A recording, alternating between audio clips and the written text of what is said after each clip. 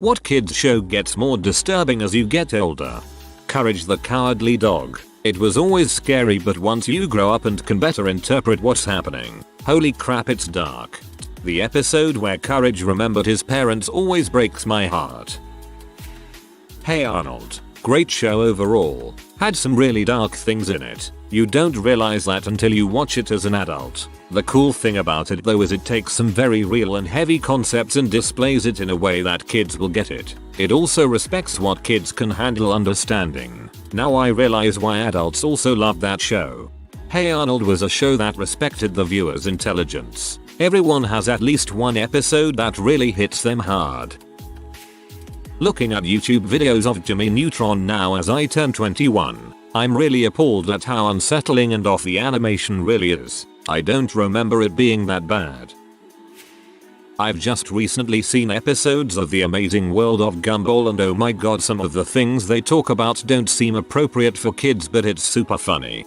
I loved when they found out Principal Brown was a fraud, so he tried to be friends with them. Then he was talking about his relationship with Lucy, Ems, Simeon, and suddenly goes and I just finally heard myself. Most Aussies would know the show In the Night Garden. The other day I was looking through old toys from when I was like 5 years old. I came across a creepy toy and I realized it was an Into the Night Garden toy. I look back at it now, the garden is a forest and the characters are creepy AF.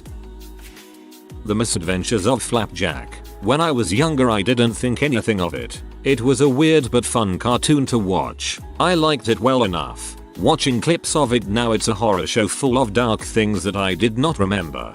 Candy Wife super creepy. Pee-wee's Playhouse certainly gets a lot weirder with age. Where is Puppet Land? Is the king of cartoons a hereditary position? Was Jambi trapped enslaved by Pee-wee to do his magical bidding? Why was Pee-wee on a scooter in the end credits when we know he had a sweet bike for which he was basically willing to die in order to recover? The show LazzyTown, the only humans on screen was 8-year-old Stephanie, and two dudes easily in their 20s or early 30s, Robbie Rotten and Sportacus. The rest of the cast was puppets.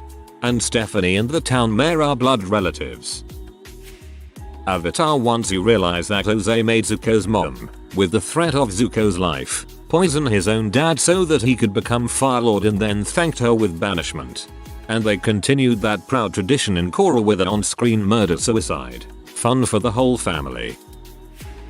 I think it was just called Dinosaurs. I remember the little yellow baby dinosaur hitting his dad on the head, not the mama anyway. The last episode where they're waiting for death fricked with me. Also the deeper part of the planet that was accessed through a tunnel under the baby's crib. It's mostly hazy, but I remember a few episodes not exactly giving me nightmares but definitely keeping me up. A series of unfortunate events. That movie has borderline incest, borderline pedophilia, abuse, literally shows murder, borderline enslavement. It is fricked up on so many levels. I like that one of the main morals of the series is neglectful adults are just as bad as downright abusive adults. If goddamn Mr. Poe had just listened once when the Baudelaires told him Olaf was right there would have been a whole lot less unfortunate events. SpongeBob. The secret formula starts looking like it's actually crabs when you get older. I remember one of the DVDs they did as a special feature you can turn on where you can select little buttons that appear throughout episodes and get random little bits of trivia from the cast and crew. Sandy's VA responded to the question of what's in a Krabby Patty with I don't know, but a lot of seahorses have been disappearing lately. NGL. The idea that Mr. Krabs sells horse burgers as a mystery meat of sorts is just so fitting that I personally internalize that as canon. It also makes the episode where SpongeBob tries to bring a seahorse to work kinda disturbing on mayo. As a kid I loved the boobas. Recently I looked them up again and they're so uncanny. There's no context for them. They just exist to make noises and be colorful. Yet, inexplicably, they freak me out. Maybe it's some kind of uncanny valley. They're so close to looking cute or friendly, but instead they're just blank. It's the adult human proportions for me. If they were small and more Aunt Babby-like, they'd be super cute, but instead they've got uncannily lengthened arms and legs. My mom hated those things. Thomas the Tank Engine, especially the episode The Sad Story of Henry. Henry is a steam locomotive who has just been polished. It starts to rain, so he rolls into a tunnel and refuses to come out. The people try to get him out to work, but he refuses. So they take up the tracks and build a brick wall at the entrance of the tunnel. So basically he was immured, a medieval torture, for refusing to work. The island of Sodor, where you are only as good as your usefulness. Henry stays bricked up until they need him to pull Gordon's train. Henry had a rough go. He was sick due to poor boiler design and they talked about scrapping him at one point. He also crashed pulling the flying kipper. Thomas and friends. Let's see what we got in here. Smudger derails enough that they decide to turn him into a generator and Duke says he'll never move again to warn Peter, Sam and Sir Handel Stewart and Falcon to behave. No idea if Smudger's still there BTW. Multiple things that sound painful, like what Peter Sam went through. The troublesome trucks are outright sociopaths. You know that accident Peter Sam went through was caused by trucks thinking it was Sir Handel because he bumped them too much. And then they flat out charge down the hill shouting hurrah, hurrah as they rush to their deaths. What the frick? Victim blaming runs rampant. Like, the fat controller Topham Hatt flat out gets angry at engines because of stuff the fricking trucks did. Seriously, there were a few instances where the trucks flat out push the engine so they can cause an accident just for Topham Hatt to blame them. Sheesh. No wonder the trucks are psychopaths. Several engines are flat out douchebags. People are more concerned about the ruined breakfast than the fact there's a freaking tank engine in your dining room. People are also more concerned about the train frightening their customers than the fact there is a freaking train in your barber's shop and you're lucky to be alive. And they get flat out mad at the engine as if they consciously chose to just blow through the wall into the barber shop like it was some kind of a YouTube prank. Oliver was trying to escape to Sodor because he'd be scrapped. Donald and Douglas tried to escape to Sodor as well because they would also be scrapped. You know, killed. Diesels were revolutionary, but most people distrust them because of it. And eventually they became obsolete, so maybe the diesels would flee to Sodor just to be preserved. Trucks are literally ripped apart as a revenge for annoying people. You can only go two ways. An engine drowns in a swamp, presumably taking its crew with him. Also, shame they never adapted the Culdee Fell stories. Or maybe it was a good thing, because in that one, Goddard falls to his demise, apparently survived it, and got taken to pieces gradually. I was watching in the late 80s, early 90s. My parents recorded all the episodes that came on the TV. I think the worst episode was similar to, I think it was Edward that got a new paint job. Anyway, I think Thomas goes through a tunnel and at the other end, a gap has opened up on one of the abandoned tracks. There is a female engine in there. My memory is hazy, but she had basically been abandoned in the tunnel for years. Thomas managed to convince someone to get her out and restore her. That's all I remember. No idea if she was featured after that as a new character, or if she was abandoned again. Just seeing her face in the tunnel haunted me for a while. It was quite sad. Goosebumps and Are You Afraid of the Dark were both weird to rewatch as adults. The parents in both of them are either completely neglectful and oblivious and refuse to help their kids, desperate for an adult to intervene when they beg them to do something because they assume they're lying or making it up. Or else they are evil and nefarious themselves and the source of the fear. Just really weird how it plays into, I assume, a child's primal fear of their caretakers either harming them directly or not caring if they were harmed. There was a Goosebumps book where this kid was really upset that no one would talk to him after a house in his neighborhood caught fire. By the end of the book you find out he died in that fire and is a ghost but didn't know it. The Clone Wars. Upon rewatching it I didn't realize quite how violent it is. It doesn't hold back on the violence by hiding it off screen. It will show as much death and dismemberment as it wants. I am so used to children's shows either only incapacitating the enemies or showing deaths off screen. That show is so fricked up. Suicide is shown on screen multiple times. Decapitation.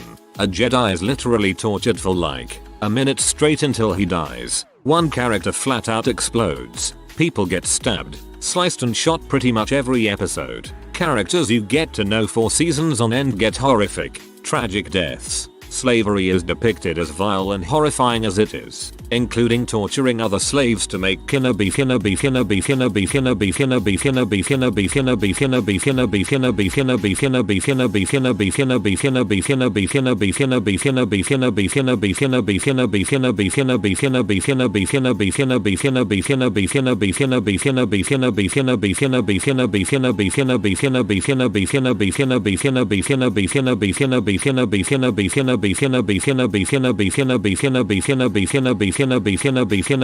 beef. And that's just the violence. The dialogue and writing has multiple moments of some heavy crap, especially in the mall arc. Brilliant show with one of the best final 4 episodes ever on TV.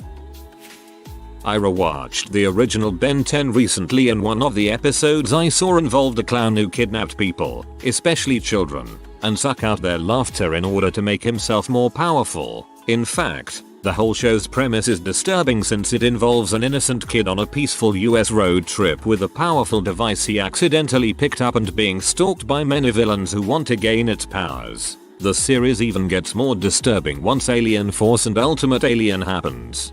The villains of that show are definitely the most disturbing thing about it, especially Ghost Freak, who escaped the Watch and then took over the world by mutating all the inhabitants on Earth. Total drama, more specifically the newer seasons, forcing teenagers into an abandoned mine to destroy evidence of toxic waste dumping. Whoa. Rugrats, the babies could have been killed or seriously injured so many times, and why has nobody called child services yet? I never get to these posts in time to describe this cartoon movie I watched as kid that I later learned was a localized cutting translation of an old Japanese anime TV show. It was called The Brave Frog. The Japanese show was called Demoten Croaker, Boy Frog. The first thing that happens is a family of frogs and new tadpoles getting attacked and the tadpoles eaten by large salamander buttholes. Basically a Finding Nemo show. The opening slaughter, that's what this was. One tadpole survives with the parents. They name him Jonathan and they settle down on Rainbow Pond, a brutal freaking place full of racists and controlled by a frog mafia don and his enforcers, another frog and a lobster, crawfish, the latter being a stone cold freaking killer. Jonathan befriends Pookie, the Don's young daughter. Events transpire, such as the family experiencing racism for being tree frogs, Jonathan getting bullied in school, Jonathan's father getting beaten near to death by the enforcers in a shakedown,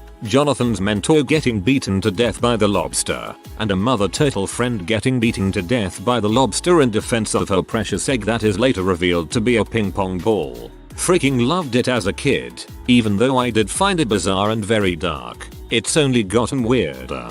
Holy heck, I have had these vague memories of a strange sad show my whole life. I tried to find it several years ago but I didn't remember enough to go on. I wasn't even sure it was something I ever really saw. Started to think it might have just been a fever dream I had when I was super little or something. I just searched your movie on YouTube and I do believe this is it. Thank you.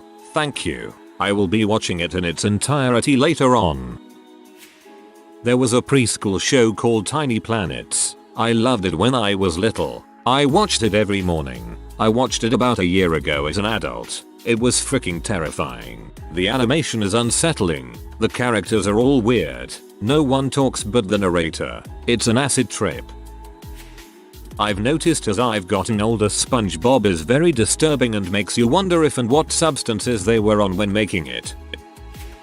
Anything involving Dan Schneider. As I am rewatching a few Icely and Victorious shows, I am noticing how he added feet content to almost everything. Especially with the Ariana Grande interview in her room playing with her toes, potato, and a water bottle. It's disturbing to watch now. Even the Nickelodeon logo was a foot.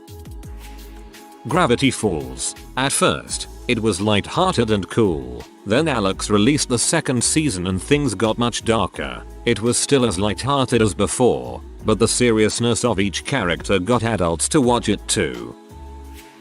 This will date me, but did any Canadians watch today's special as a kid? It was a vaguely creepy show about a woman who hangs out with a department store dummy that she can bring to life and send back into unlife when she's done with him. Nothing about that premise is okay. Oh man, I vaguely remember that show from when I was about 4. I can barely remember anything beyond a short scene of the woman bringing the mannequin to life. His name was Jonathan, yet I do remember I loved the show. Then it disappeared from US TV and I never saw it again past age 5. Steven Universe. Spoilers. They tried to kill him so many times. His mother died and everyone blames him for it. He has to deal with the weight of protecting everyone and still never getting to play and hang out with other kids. He saw his friend Lars die in front of him and said goodbye to his dad because he was sure he was dying too in another episode. Steven Universe is fricked up. At least in Steven Universe. Future they address Steven's PTSD and Atlas complex. I've never seen a kids show explore what happens after the hero saves the day before. Digimon. Tamers and the whole thing with Jerry and the D-Reaper would be the most obvious example, but even Adventure in Zero 2 gets surprisingly dark at times and hit a lot harder now that I'm older. The marvelous misadventures of Flapjack is more disturbing now than it was then, but it has aged beautifully. Been watching it the last 2 days since I smashed my PS4 controller and am waiting on a new one. Any Bible story show. Oh, let's take a story about God destroying the world and drowning almost everyone in the world and turn it into a cute story about a guy on a boat. Cough Veggie Tales cough. Charlie and the Chocolate Factory. If you watch it when you're older you can tell it's a story about a mentally damaged guy who clearly rigged it to give Charlie the win. And the way he talks and acts he clearly knows and wants the kids to suffer, but for some dumb reason nobody seemed to notice. And also the way Wonka talks to Charlie, he sounds a bit like a creepy pedophile. I watched some old Looney Tunes the other day. OMG the racism. I'm a horrible person so I laughed, but it was a lot more than I remember. Well, the theater shorts weren't made for children. They were made for everyone, adults in mind, but could be viewed by children. Also note those shorts could be from anywhere from the 30s to the 60s. Race-based humor was common. Very wrong. But C9 Mon. Amazing World of Gumball. There was a scene where there is a balloon. I recently learned the balloon is a male who is depressed or something and deflated and wanted Gumball to blow him up again. However, the little thing you blow into is where you would assume a penis would be. Also, that same character shoved an entire eggplant into said hole, so now I'm confused whether or not he's a girl. That's probably not the most disturbing part of the show. People can get sucked into a void, to be forgotten forever, if they are too normal and it treated like no big deal. Then there's the fact that there are remote controls that can bend reality. Bad signal can also affect their reality, causing glitches in the world. There's a lot of things that get casually mentioned in the show with some disturbing implications about the way their world works. How has no one in the UK said The Animals of Farthingwood yet? I religiously watched it after school, and while I remember there being sad episodes, watching it as an adult puts a whole new level of WTF on it. A few highlights. The butcher bird that impaled the mice on a thorn bush. The hedgehogs realizing that they weren't going to make it across the motorway, so rolling up together and being squashed by a lorry. Ada's mate, Sinuous, being strangled to death by a rat. Scar, the blue fox, killing Fox's cub, Dreamer. And then there was the story of Fox's son, Bold. When he reached his teenage rebellion years he had a falling out with his dad and decided to leave the nature reserve to make his own way and be free from his dad's rules. Except on his travels he meets a vixen called Whisper and they find out they are going to have cubs. They decide to go back to White Deer Park so they can raise them in the safety of the reserve. However, on the way Bold is shot in the leg by a farmer and the wound gets infected. He manages to make it back to the park boundary, but can't go on. Whisper goes into the park and finds Fox so she can bring him to his son. Father and son finally make up just before he dies. This was a kid's show. Pee-wee's Playhouse. As a kid, I loved that show. The animated furniture, the weird noises. It was all really cool. As an adult, I can't help but wonder what drugs the creators were on when they put that crap together for children. Odd Squad. On the surface, it looks like a show that teaches little kids math and science. Look a little deeper though, and you'll find that it's full of all sorts of adult themes and mature stuff, including G-rated, alcoholism, potential death, and death-defying things. Absolutely no parents apart from 2 instances, which was an intentional move, because as you know, kids bully other kids for living in crappy housing, workplace bullying and harassment. One episode had the main villain attempting to drown her sister and her 3 co-workers in their van. I crap you not. I watched this show when I was in high school, out of curiosity. I'm an adult now and I ask myself all the time how this show got past standards and practices. ETA, something I should bring up, it was co-created by the same guy who wrote for cartoons that many consider dark, like Gravity Falls and Adventure Time. Adventure Time. That show is dark and sad, like it is sad. Some pretty creepy crap in there as well. Not to mention some of the trauma that some characters went through, which I won't mention because if you haven't seen it you should. Amazing show. Why is Adventure Time sad? I watched some seasons. If you don't consider the Ice King and Marceline, it was mostly happy I think. I remember it scaring me back in the day too, but Courage the Cowardly Dog is some curse content. I always watched this as a kid, but I watched it for the first time as an adult a few years ago and yes, I was deeply disturbed. Like how the FK did I not get stressed out watching it as a kid? If you are new to the channel, you can subscribe. I publish new videos every day. Until then, check another video.